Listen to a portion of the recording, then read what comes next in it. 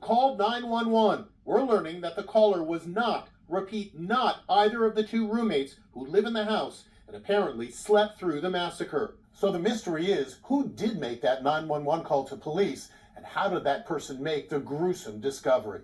I spoke with County Prosecutor Bill Thompson. It's an essential part of the case. Whoever discovered the scene first, whoever initiated the contact with law enforcement is all part of understanding what occurred and the timeline of what occurred. He told me the two roommates may have critical information. The investigators are already talking to them and trying to get from them everything they can possibly remember about what they may have seen, what they may have heard, what their activities were, what they know about the activities of their housemates. A new wrinkle, former LAPD detective Mark Furman, yes, that Mark Furman from the O.J. Simpson trial, now lives in Idaho and is claiming that victim KAYLEES Gonzalez had a stalker. I talked to one student, and I agree with this. It was twice removed from the person that said it, KAYLEES, but KAYLEES 2 months ago complained about a stalker.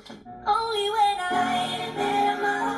This social media video shows all 5 women in the kitchen of the house they shared. We're learning that the killer, for some reason, bypassed the rooms where the 2 young survivors were sleeping. Their story was they heard partying, they heard noise, but they just, as usual, said, there's partying going on. They locked the door. Another mystery, where was KAYLEES' dog the night of the killings? Why didn't his barking wake everyone up?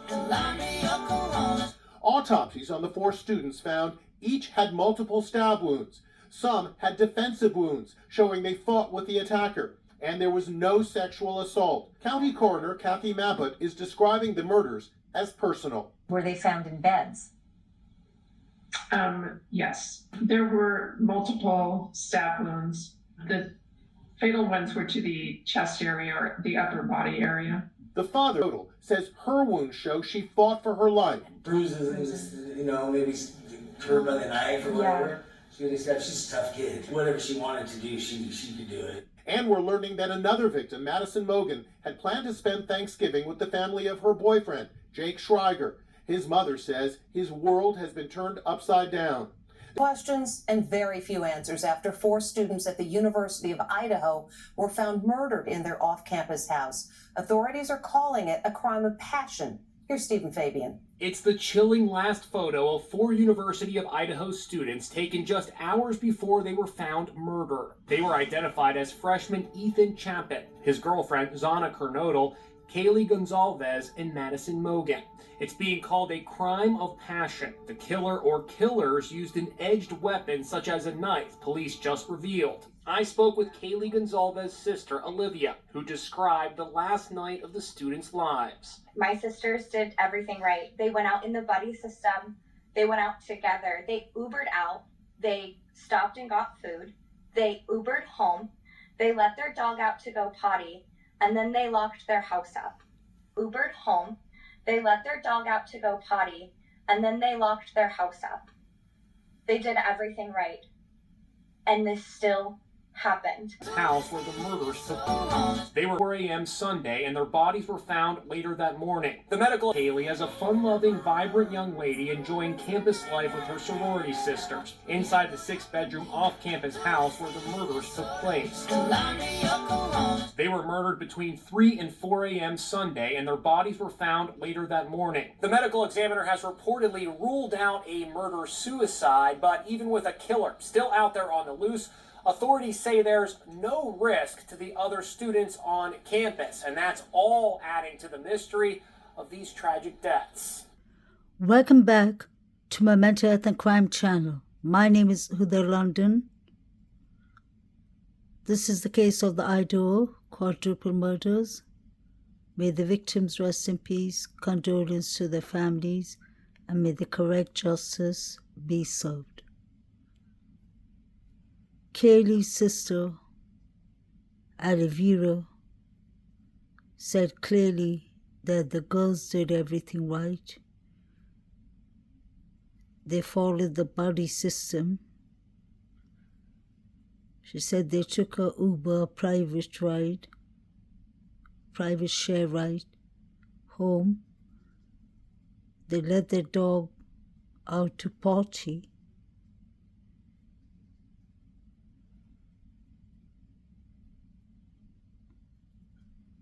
and they went to sleep, obviously. But the question is, how does the sister know that? Who told Aliviro Congaves that they let the dog out to potty? Because that information is really crucial. It's important.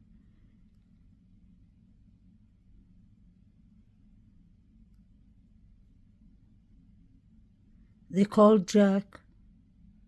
Katie called Jack 6 times. Maddie called Jack thrice, 3 times. So they called him 10 times or 9 times. I was wondering, could it be possible that Kaylee and Maddie were calling Jack because Murphy was away, they couldn't find Murphy, or someone took Murphy, so that they would come after Murphy and the door would be open so the person could push them inside and come inside.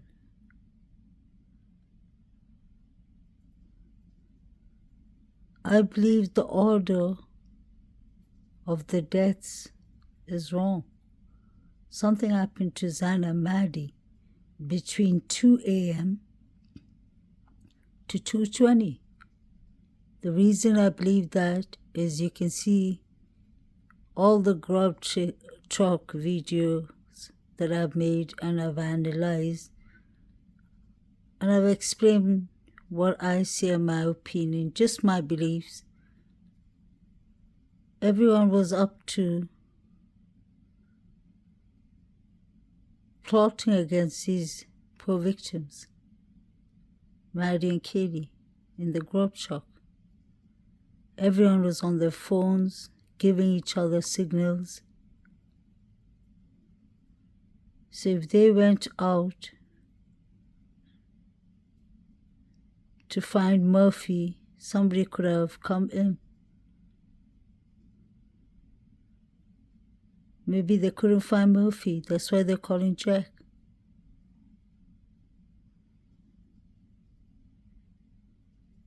Maybe Jack was really sleeping. There's just so much layers to this case that it seems like, since there's a gag order and we don't have much information, obviously we do not have access or any rights to the access of the case, it just doesn't make sense to me that one person could kill on live 4 young people. Eaton was athletic, Zana was good in athletics and gymnastics. Kaylee and Maddie were young. They all were young and active. I really do not believe that they fell asleep. So around 3 or 4, because they were calling Jack. The last call was at 2:52. Then we heard a female yelling, "Stop, stop it, stop," from the undercover police's camera, body cam. So this is really like a puzzle. If you bring things together,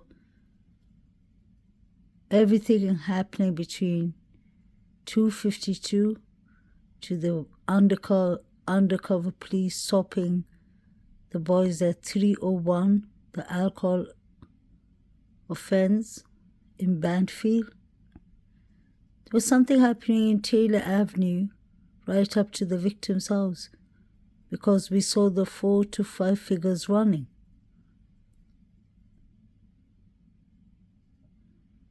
But Kaylee's sister clearly says that they let the dog out. So could the Linda Lane footage be right when we hear the dog barking?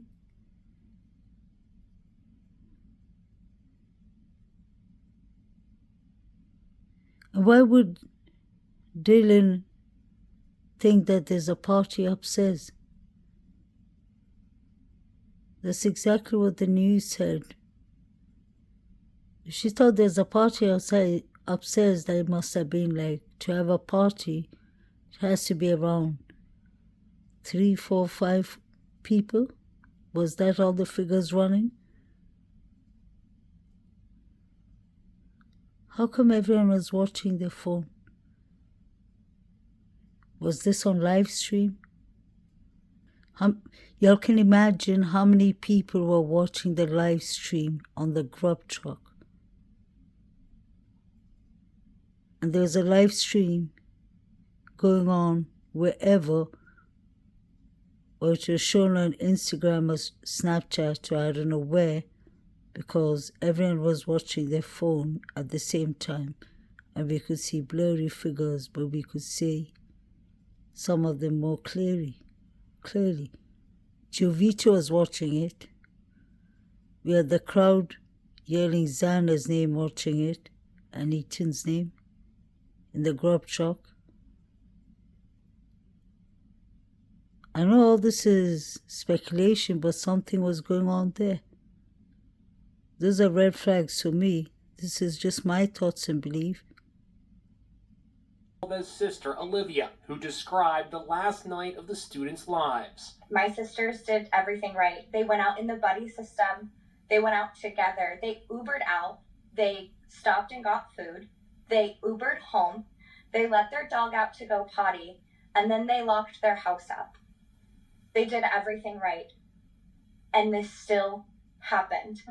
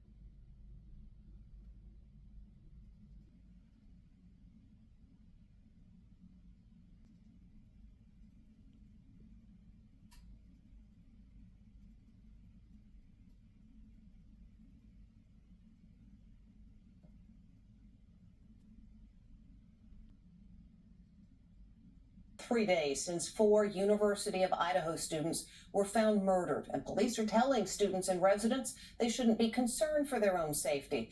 But that is hardly reassuring for the rattled community or for the victims' families who are vowing to find the assailant. Now just surfaced surveillance video is helping piece together a timeline of the hours leading up to the slayings. Here's Stephen Fabian.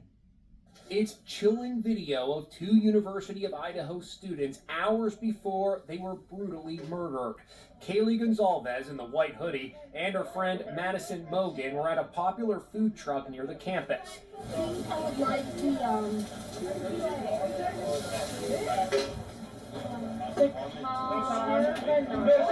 Look, one man appears to be watching them. The time, 1:30 a.m. After ordering